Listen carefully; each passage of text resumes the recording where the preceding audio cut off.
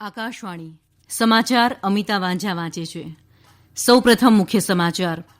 પ્રધાનમંત્રી નરેન્દ્ર મોદીએ આગ્રામાં વીડિયો કોન્ફરન્સથી મેટ્રો પ્રોજેક્ટનું ઉદઘાટન કરતાં જણાવ્યું કે રાષ્ટ્રીય માળખાગત પાઇપલાઇન પ્રોજેક્ટ હેઠળ 100 લાખ કરોડ રૂપિયાથી વધુનો ખર્ચ કરવામાં આવશે. ભાજપ નેતા રવિશંકર પ્રસાદે ખેડૂત આંદોલન અંગે પ્રતિક્રિયા આપતાં કહ્યું કે કોંગ્રેસ સહિતના બિનભાજપી વિરોધ પક્ષ કેન્દ્ર સરકારનો વિરોધ કરવા માટે દેશમાં વિરોધ કરી રહ્યા છે. તમિલનાડુ અને પોંડિચેરીમાં નિવાર વાવાઝોડાથી અસરગ્રસ્ત વિસ્તારોની જાત માહિતી મેળવતી કેન્દ્રીય સમિતિ આવતીકાલે ચેન્નઇમાં રાજ્ય સરકારના અધિકારીઓ સાથે ચર્ચા વિચારણા કરશે. સિરમ ઇન્સ્ટિટ્યૂટ ઓફ ઇન્ડિયાએ સ્વદેશી બનાવટની કોવિડ રસી કોવિશિલ્ડની તાત્કાલિક મંજૂરી મળે તે માટે ભારતના ડ્રગ કંટ્રોલર જનરલને અરજી કરી છે. કેન્દ્રશાસિત પ્રદેશ જમ્મુ કાશ્મીરમાં જિલ્લા વિકાસ પરિષદની ચોથા તબક્કાની 34 બેઠકો માટે અને આસામમાં બોડોલેન્ડ પ્રાદેશિક પરિષદની પહેલા તબક્કાની 21 બેઠકો માટેનું મતદાન આજે શાંતિપૂર્ણ સંપન્ન થયું. અને ભારત અને ઓસ્ટ્રેલિયા વચ્ચે આવતીકાલે સિડનીમાં ત્રીજી અને અંતિમ T20 મેચ રમાશે. સમાચાર વિગતવાર. પ્રધાનમંત્રી નરેન્દ્ર મોદીએ કહ્યું છે કે દેશના માળખાગત સુવિધામાં સુધારો લાવવા માટે વિશ્વભરમાંથી રોકાણ આકર્ષિત કરવાના પ્રયાસો કરવામાં આવી રહ્યા છે. શ્રી મોદીએ કહ્યું કે રાષ્ટ્રીય માળખાગત પાઇપલાઇન પ્રોજેક્ટ હેઠળ 100 લાખ કરોડ રૂપિયાથી વધુનો ખર્ચ કરવામાં આવશે. તેમણે કહ્યું કે multi modal connectivity infrastructure master plan પર પણ કામ કરવામાં આવી રહ્યું છે.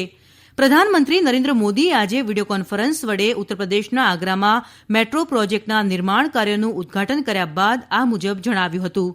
શ્રી મોદીએ કહ્યું કે આ મેટ્રો પ્રોજેક્ટ 8,000 કરોડ રૂપિયાથી વધુના ખર્ચે બનાવવામાં આવ્યો છે. તે આગ્રામાં ઉચ્ચ વર્ગની સુવિધાઓ પૂરી પાડવા સંબંધિત મિશનને વેગ આપશે. પ્રધાનમંત્રીએ કહ્યું કે તેમની સરકાર નવા પ્રોજેક્ટ માટે જરૂરી ભંડોળની ખાતરી આપે છે. પ્રધાનમંત્રીએ એમ પણ કહ્યું કે સરકારનું ધ્યાન નાના શહેરોને આત્મનિર્ભર ભારતનો આધાર બનાવવા પર છે અને આગ્રામાં મેટ્રો પ્રોજેક્ટ તેનું ઉત્તમ ઉદાહરણ છે. પ્રધાનમંત્રી નરેન્દ્ર મોદીએ મેટ્રો સેવાઓના આર્થિક મહત્વ અંગે બોલતા જણાવ્યું કે મેટ્રોથી પ્રાચીન શહેરના પર્યટન ક્ષેત્રને પણ મદદ મળશે. પ્રધાનમંત્રી મોદીએ એમ પણ જણાવ્યું કે ભારત હવે પર્યટન પ્રતિસ્પર્ધાત્મક સૂચકાંકમાં 34મા સ્થાને છે, જે 2013માં 65મા સ્થાને હતું. પ્રધાનમંત્રી મોદીએ જણાવ્યું કે 2014 બાદ ભારતમાં 450 કિલોમીટર મેટ્રો લાઇન કાર્યરત થઈ છે, જે આ પહેલા માત્ર 250 કિલોમીટર હતી. તેમણે એમ પણ કહ્યું કે 1000 કિલોમીટર લાંબી મેટ્રો લાઇનોનું કામ ઝડપથી આગળ વધી રહ્યું છે. દરમિયાન આ પ્રસંગે પ્રધાનમંત્રી નરેન્દ્ર મોદીએ જણાવ્યું કે દરેક વ્યક્તિ કોરોના રસીની રાહ જોઈ રહ્યા છે, પરંતુ રસી માટે હવે વધુ રાહ જોવી નહીં પડે. જોકે પ્રધાનમંત્રીએ ખાસ એ પણ જણાવ્યું કે જ્યાં સુધી રસી ન આવે ત્યાં સુધી કોરોના સંબંધિત માર્ગદર્શિકાનું ચુસ્તપણે પાલન કરવાનું રહેશે. કેન્દ્ર સરકાર અને કૃષિ ધારાઓનો વિરોધ કરી રહેલા ખેડૂત આગેવાનો વચ્ચે છઠ્ઠા તબક્કાની વાતચીત નવી દિલ્હી ખાતે બુધવારે 9મી ડિસેમ્બરે યોજાશે. અત્રે ઉલ્લેખનીય છે કે ગત શનિવારે કેન્દ્ર સરકાર અને ખેડૂતોના આગેવાનો વચ્ચે 5મા તબક્કાની ચર્ચા યોજાઈ હતી. આ બેઠકમાં કૃષિમંત્રી નરેન્દ્રસિંહ તોમરે ખેડૂતોને ખાતરી આપી હતી કે લઘુત્તમ ટેકાના ભાવોની પદ્ધતિ ચાલુ રહેશે. તેમણે ખેડૂતોને બધા જ મુદ્દાઓ કેન્દ્ર સરકાર ધ્યાનમાં લેશે અને વિચારણા કરશે તેમ પણ જણાવ્યું હતું. વરિષ્ઠ ભાજપ નેતા રવિશંકર પ્રસાદે કહ્યું છે કે કોંગ્રેસ સહિતના બિનભાજપી વિરોધ પક્ષ કેન્દ્ર સરકારના પ્રયત્નોનો વિરોધ કરવા માટે દેશમાં વિરોધ કરી રહ્યા છે. તેમણે એમ પણ જણાવ્યું કે ભાજપ સામે પડેલા તમામ વિરોધ પક્ષ માટે અસ્તિત્વનો સવાલ હોવાથી સૌ વિરોધ કરી રહ્યા છે. તેમણે ઉમેર્યું કે કૃષિ સુધારા કાયદાનો હાલ વિરોધ કરી રહેલી કોંગ્રેસના ચૂંટણી ઢંઢેરામાં આ બાબતની તરફેણ 2019માં કરાયેલી છે. કોંગ્રેસ, એનસીપી અને સમાજવાદી પક્ષ સહિતના રાજકીય પક્ષનો કૃષિ સુધારાનો વિરોધ માત્ર રાજકીય તકવાદ છે. શ્રી પ્રસાદે કહ્યું કે 2005માં આવા સુધારાની હિમાયત કરનાર શરદ પવાર અત્યારે વિરોધ કરે છે. કોન્ટ્રાક્ટ ફાર્મિંગના આગમનથી ખેડૂતોને ભય હોવાની શંકાનું ખંડન કરતા શ્રી પ્રસાદે કહ્યું કે કરાર આધારિત ખેતીની હિમાયત યુપીએ સરકારે પણ કરેલી હતી અને આ વ્યવસ્થા હેઠળ માત્ર ખેત પેદાશના વેચાણનો કરાર થાય છે. જમીનની માલિકીમાં ફેરફારની કોઈ વાત નથી. ભારતીય જનતા પાર્ટીના વરિષ્ઠ નેતા અને બિહારના પૂર્વ નાયબ મુખ્યમંત્રી સુશીલ કુમાર મોદી રાજ્યસભામાં બિનહરીફ ચૂંટાયા છે. રાજ્યસભાના ચૂંટણી અધિકારી સંજય અગ્રવાલે તેમને બિનહરીફ ચૂંટાયાનું પ્રમાણપત્ર સોંપ્યું છે. આ બેઠક લોકજનશક્તિ પાર્ટીના સ્થાપક અને કેન્દ્રીય મંત્રી રામવિલાસ પાસવાનના નિધનને કારણે ખાલી પડી હતી. મુખ્યમંત્રી નીતિશકુમાર અને નાયબ મુખ્યમંત્રી તારકિશોર પ્રસાદે સુશીલ કુમાર મોદીને રાજ્યસભાના સભ્ય તરીકે ચૂંટાયા બદલ અભિનંદન પાઠવ્યા છે. કોલકાતા મેટ્રોએ યાત્રિકોની સુવિધામાં વધારો કરવા આજથી રેલ સેવાઓનો સમય વધારવાનો નિર્ણય કર્યો. કોલકાતા મેટ્રો સોમવારથી શનિવાર સુધી દરરોજ 190 ને બદલે 204 ફેરા કરશે. એક ટ્વીટમાં રેલવે મંત્રી પિયુષ ગોયલે સેવાઓનો વિસ્તાર વધારવા બદલ કોલકાતા મેટ્રોની પ્રશંસા કરી છે. રેલ મંત્રાલયના એક પ્રકાશનમાં જણાવવામાં આવ્યું છે કે સવારે અને સાંજના અતિ વ્યસ્ત સમય દરમિયાન દર 7 મિનિટમાં મેટ્રો સેવા મળી રહેશે. દિલ્હી પોલીસની ખાસ ટુકડીએ આજે શકરપુર વિસ્તારમાં કરેલી દરોડાની કાર્યવાહીમાં 5 શંકાસ્પદ લોકોની ધરપકડ કરી છે. દિલ્હી પોલીસની ખાસ ટુકડીના ડીએસપી પ્રમોદ કુશવાહે મીડિયાને માહિતી આપતા જણાવ્યું કે ધરપકડ કરાયેલા 5 આરોપીઓમાંથી 3 આરોપી કાશ્મીરના છે અને 2 પંજાબના છે. ડીસીપી કુશવાહે જણાવ્યું કે કાશ્મીરમાં આઈએસઆઈએ ખાલિસ્તાન ચળવળને આતંકવાદથી જોડવાના પ્રયત્નો કરી રહ્યું છે. પોલીસે શંકાસ્પદ લોકો પાસેથી લગભગ 2 કિલોગ્રામ હેરોઇન, હથિયાર અને 1 લાખ રૂપિયા કબજે કર્યા છે. શ્રી કુશવાહે એમ પણ જણાવ્યું કે ધરપકડ કરાયેલા 3 કાશ્મીરી વ્યક્તિ હિઝબુલ મુજાહિદ્દીન માટે કામ કરતા હતા. ધરપકડ કરાયેલા ગુરુજીતસિંહ ભુરા અને સુખદીપનો આઈએસઆઈ સાથે સંબંધ હોવાની પુષ્ટિ પણ દિલ્હી પોલીસે કરી છે. તમિલનાડુ અને પોંડિચેરીમાં નિવાર વાવાઝોડાથી અસરગ્રસ્ત વિસ્તારોની જાત માહિતી મેળવતી કેન્દ્રીય સમિતિ આવતીકાલે ચેન્નઈમાં રાજ્ય સરકારના અધિકારીઓ સાથે ચર્ચા વિચારણા કરશે. કેન્દ્રીય સમિતિના સભ્યો ત્યારબાદ દિલ્હી પાછા ફરીને પોતાનો અહેવાલ કેન્દ્ર સરકારને સુપરત કરશે. આ અહેવાલના આધારે કેન્દ્ર સરકાર નિવાર વાવાઝોડાથી અસરગ્રસ્ત વિસ્તારો અને લોકો માટે પેકેજની જાહેરાત કરશે.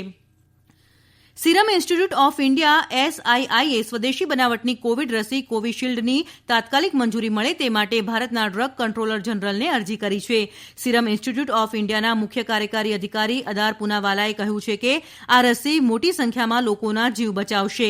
સિરમ ઇન્સ્ટિટ્યૂટ ઓફ ઇન્ડિયાએ ભારતના ડ્રગ કંટ્રોલર જનરલને અરજી કરતા જણાવ્યું કે કોરોનાની વર્તમાન પરિસ્થિતિ અને લોકોની સારવાર સંબંધી જરૂરિયાતોને ધ્યાનમાં રાખતા કોવિશિલ્ડ રસીની તાત્કાલિક મંજૂરીની જરૂરિયાત છે. આની પહેલા ફાઇઝર કંપનીએ પણ પોતાની રસીને ભારતમાં તાત્કાલિક ઉપયોગ માટે મંજૂરી માટે અરજી કરી છે. દેશમાં કોવિડના દર્દીઓનો સાજા થવાનો દર 94.37% થયો છે. છેલ્લા 24 કલાકમાં દેશમાં કોવિડના 39,109 દર્દીઓ સાજા થતા અત્યાર સુધી સાજા થયેલા દર્દીઓનો આંક 91,39,901 થયો છે. આ સમાચાર આપ આકાશવાણી પરથી સાંભળી રહ્યા છો. વધુ સમાચાર આ કોરોના સંદેશ બાદ. કોવિડથી બચવાના મહત્વપૂર્ણ 3 ઉપાય: માસ્ક પહેરો, 2 ગજનું સલામત અંતર જાળવો અને હાથ સાફ રાખો. કેન્દ્ર શાસિત પ્રદેશ જમ્મુ કાશ્મીરમાં જિલ્લા વિકાસ પરિષદની ચોથા તબક્કાની ચૂંટણીનું મતદાન આજે શાંતિપૂર્ણ સંપન્ન થયું. આ તબક્કામાં જિલ્લા વિકાસ પરિષદની 34 બેઠકો માટે મતદાન યોજાયું હતું, જેમાં 17 જમ્મુ અને 17 કાશ્મીર ખીણ પ્રદેશની બેઠકોનો સમાવેશ થાય છે. 82 મહિલાઓ સહિત 249 ઉમેદવારોનું ભાવિ નક્કી કરવા 7,17,000થી વધુ મતદારો મતદાન માટે યોગ્ય હતા. આસામમાં બોડોલેન્ડ પ્રાદેશિક પરિષદની પહેલા તબક્કાની ચૂંટણીમાં 21 બેઠકો માટે આજે મતદાન શાંતિપૂર્ણ સંપન્ન થયું. છેલ્લા સમાચાર મળ્યા તે મુજબ 75.21% મતદાન થયું છે. બીજા તબક્કાની 19 બેઠકો માટે 10મી ડિસેમ્બરે ચૂંટણી યોજાશે અને મતગણતરી 12મી ડિસેમ્બરે થશે. આકાશવાણી અમદાવાદના નિવૃત્ત કાર્યક્રમ અધિકારી મંજુલાબેન શાહનું આજે સવારે અવસાન થયું છે. તેઓ 75 વર્ષના હતા. મંજુલાબેન શાહ વર્ષ 2005માં નિવૃત્તિ પછી પણ આકાશવાણી સાથે સતત સંકળાયેલા રહ્યા. ગુવાહાટી અને આસામથી ઉદ્ઘોષક તરીકે આકાશવાણીમાં જોડાયેલા મંજુલાબેને બાદમાં આકાશવાણી અમદાવાદમાં પ્રોડ્યુસર અને કાર્યક્રમ અધિકારી તરીકે પણ સેવાઓ આપી હતી અને લોકચાહના મેળવી હતી.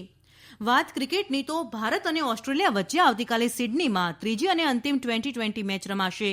આ મેચ આવતીકાલે બપોરે 1:40 શરૂ થશે. ગઈકાલે સિડની ખાતે ભારત અને ઓસ્ટ્રેલિયા વચ્ચે રમાયેલી બીજી ટ્વેન્ટી મેચમાં ભારતે ઓસ્ટ્રેલિયાને 6 વિકેટે હરાવ્યું. ભારતે શુક્રવારે કેનબરામાં શરૂઆતની T20 મેચમાં પણ 11 રને જીતી લીધી. આવતીકાલે ત્રીજી અને અંતિમ T20 મેચનો આંખ્યો દેખ્યો અહેવાલ FM rainbow, all India radio દિલ્હીની અન્ય ચેનલો પર પણ પ્રસારિત કરાશે. અંતમાં મુખ્ય સમાચાર ફરી એકવાર.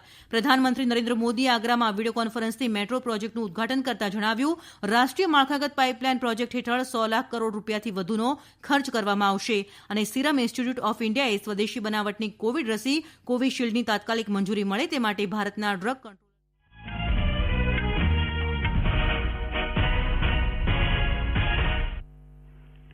કેન્દ્રીય